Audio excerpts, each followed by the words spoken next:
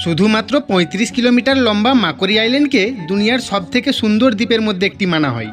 কিন্তু যে ধরনের কষ্ট এবং প্রাকৃতিক সমস্যা এই আইল্যান্ড সহ্য করেছে, হয়তো অন্য কোনো আইল্যান্ড এই ধরনের সমস্যা দেখেনি। দেখতে এই আইল্যান্ড অনেকটা পিসফুল এবং সুন্দর লাগে, কিন্তু এমন কিছু প্রাণী এখানে চলে আসে যারা পুরো আইল্যান্ডকেই শেষ করে দেয়। আর এই ভয়াবহ পরিস্থিতির কারণ ছিল একমাত্র মানুষ। কিন্তু পরে যখন এই আইল্যান্ডকে বাঁচানোর জন্য ওখানে সরকার সিদ্ধান্ত নেয়, সেটা দেখে পুরো দুনিয়া অবাক হয়ে যায়। বন্ধুরা, ভিডিও শুরু করার আগে আমাদের এই নতুন চ্যানেলটিকে সাবস্ক্রাইব করে পাশে থাকবে, আর কাহিনীটি ভালো লাগলে একটি লাইক দিতে ভুলবেন না। প্যাসিফিক মহাসাগরে অবস্থিত একটি ছোট্ট দ্বীপ মাকড়ি আইল্যান্ড। এই আইল্যান্ডের ভয়াবহ কাহিনী শুরু হয় 1810-এর শতকে, যখন কিছু সমুদ্র ভ্রমণকারী লোক প্রথমবার এই আইল্যান্ডে আসে। তখন এই জায়গা কোনো জান্নাতের থেকে কম ছিল না, খুব সুন্দর আর পুরোপুরিভাবে প্রাকৃতিক নেচারে ভরপুর। তারা এখানে হাজার হাজার এলিফ্যান্ট সিল আর রয়্যাল পেঙ্গুইন দেখতে পায়, যারা খুব ভালোভাবে এখানে জীবনযাপন করছিল। শুধু এটাই নয়, সেখানে থাকা ঘাস দেখেও তারা অবাক হয়ে যায়, কারণ সেখানের ঘাসগুলি মানুষের থেকে অনেক বড় ছিল। এছাড়াও সেখানে থাকা কিছু ফুল ও গাছপালা তারা প্রথমবার দেখছে। এই আইল্যান্ডের সবথেকে ভালো কথা হচ্ছে, এখানে প্রাণীদের কোনো শত্রু ছিল না। এই জন্য এখানের প্রাণীরা খুব ভালোভাবে জীবনযাপন করছিল। আর এরপর থেকেই এই আইল্যান্ডের সমস্যা শুরু হয়ে যায়, যখন কিছু শিকারী বুঝতে পারে এখানে হাজার হাজার এলিফ্যান্ট সিল আর পেঙ্গুইন থাকে।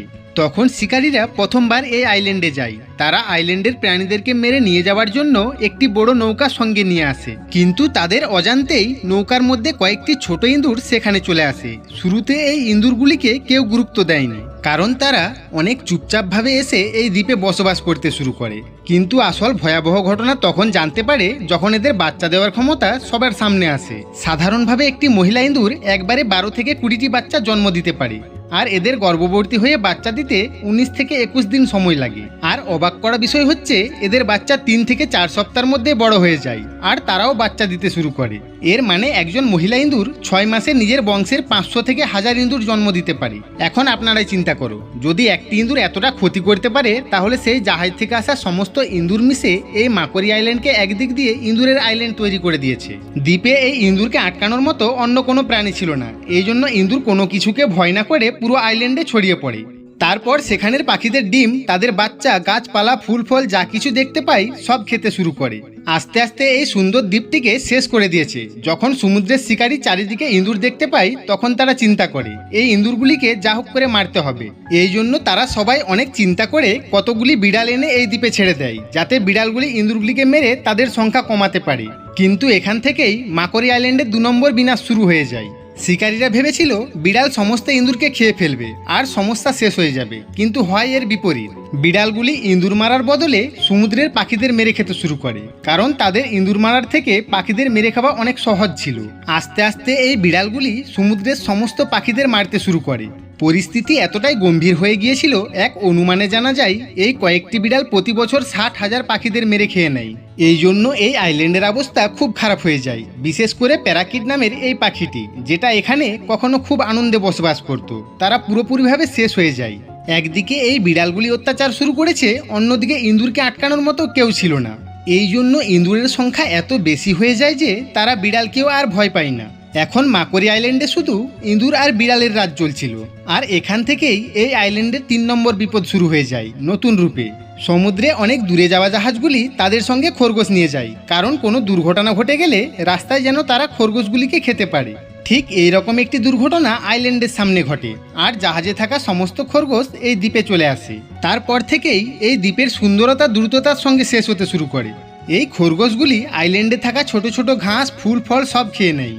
মাকড়ি আইল্যান্ড আগে গাছপালায় সবুজ ও সুন্দর দেখাতো, সেটি এখন আস্তে আস্তে মরুভূমিতে পরিণত হতে শুরু করেছে। এখানে একটি বড় প্রশ্ন উঠে, বিড়াল ইঁদুরগুলিকে মারছে না কেন? কারণ এই বিড়ালগুলি ছিল ঘরোয়া বিড়াল, আর এই দ্বীপের ইঁদুরের আকার সাধারণ ইঁদুরের থেকে অনেক বড় ছিল। এই জন্য তাদেরকে ধরতে এবং মারতে বিড়ালের অনেক কষ্ট হতো। এর থেকে সমুদ্রের পাখিদের মারতে অনেক সহজ এবং সুবিধা হয়। এখন পরিস্থিতি এমন হয়ে গিয়েছে, না ইঁদুরকে মারার মতো কোনো প্রাণী ছিল, না খরগোশকে মারার মতো কোনো শিকারী। আর বিড়ালের তো কোনো কিছুতে ভয় ছিলই না। এই জন্য ইঁদুর, বিড়াল, খরগোশ 3 জনের সংখ্যা খুব দ্রুত বাড়তে শুরু করে। কিছু মাসেই এই খরগোশের সংখ্যা 1 লাখের বেশি হয়ে যায়। এখন চিন্তা করো এই সময় মাকড়ি আইল্যান্ডের পরিস্থিতি কতটা ভয়াবহ হয়ে গিয়েছিল। যখন খরগোশ এই দ্বীপে আসে তারা সেখানের সমস্ত ঘাস ও ছোট গাছপালা খেয়ে নেয়, এই জন্য সেখানের মাটি অনেক কমজোরি হয়ে যায়। 2006 সালে এই আইল্যান্ডে একটি বড় ল্যান্ডস্লাইড হয়। গাছপালা না থাকার কারণে সেখানের মাটি সব নিচে নেমে আসে আর লক্ষ লক্ষ পেঙ্গুইন মাটি চাপা হয়ে মারা যায়। এই ঘটনাটি সেখানের পরিস্থিতির জন্য একটি বড় বিপদ ছিল। ল্যান্ডস্লাইড যে কোনো সময় যে কোনো জায়গায় হতে শুরু করে, এই জন্য পাখিদের না কোনো থাকার জায়গা ছিল না কোনো গাছপালা। আর কোনো পাখি যদি নিচে ডিম দিয়ে দিত তাহলে এই প্রাণীগুলি তাদের ডিম খেতে আরও সুবিধা হয়ে যেত। এই ভয়াবহ পরিস্থিতি বুঝতে পেরে অস্ট্রেলিয়ান আর টেজমেনিয়াম সরকার মিলে সর্বপ্রথম দ্বীপ থেকে বিড়ালদেরকে তাড়ানোর সিদ্ধান্ত নেয়। বিড়াল কোন জায়গায় বেশি থাকে সেটা জানার জন্য জিপিএস এর ব্যবহার করে। এইভাবে 2000 সালে তারা বিড়াল ধরার জন্য খাঁচার ব্যবহার করে। টানা 6 বছর চেষ্টা করার পর অবশেষে 2006 সালে ঘোষণা করা হয় মাকোরি আইল্যান্ডে আর একটিও বিড়াল নেই। এর প্রমাণ পাওয়া যায় যে পাখিগুলি এই দ্বীপ থেকে সরে গিয়েছিল তারা আবার আস্তে আস্তে এখানে ফিরে আসতে শুরু করে। কিন্তু কাহিনী এখানেই শেষ হয়নি। পরবর্তী বিপদ ছিল খরগোশকে নিয়ে। এই খরগোশগুলি দ্বীপের 90% জায়গাকে শেষ করে দিয়েছিল। এই সব দেখে অনেক বিজ্ঞানীরা বলে এই জায়গাকে আগের মতো করা একেবারে অসম্ভব। এই জন্য সেখানের সরকার আরেকটি মিশন শুরু করে। এই মিশনের মোট খরচা ছিল $24 মিলিয়ন।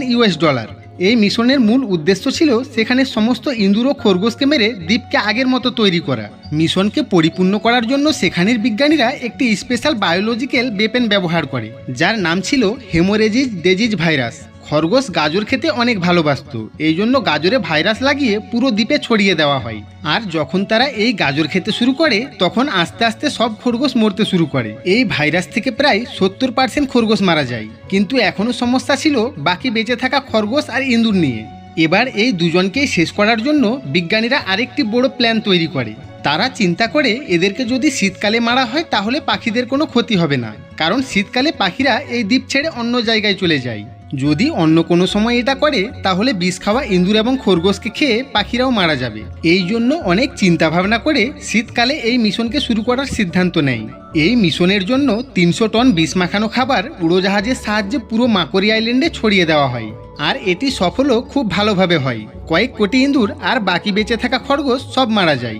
এখনও বিজ্ঞানীরা চিন্তা করছে সত্যিই কি এই দ্বীপ থেকে সমস্ত ইঁদুর এবং খরগোশ মারা গিয়েছে, কারণ যদি একটি দুটিও রয়ে যায় তাহলে আবার এই দ্বীপের পরিস্থিতি এই রকম হবে। এই সব কিছু চিন্তা করে তারা কতকগুলি ট্রেনিং দেওয়া কুকুরকে এই দ্বীপে নিয়ে আসে, যাদেরকে বিশেষ করে ইঁদুর এবং খরগোশকে মারার ট্রেনিং দেওয়া হয়েছিল। এই কুকুরগুলি কয়েকটি বেঁচে যাওয়া ইঁদুর এবং খরগোশদের খুঁজে খুঁজে মারতে শুরু করে। যে দ্বীপটি মরুভূমিতে পরিণত হয়ে গিয়েছিল সেটি আবার আস্তে আস্তে সবুজ এবং সুন্দর হতে শুরু করে। বন্ধুরা, ভিডিওটি ভালো লাগলে একটি লাইক দিয়ে চ্যানেলটিকে সাবস্ক্রাইব করে নেবেন। ধন্যবাদ।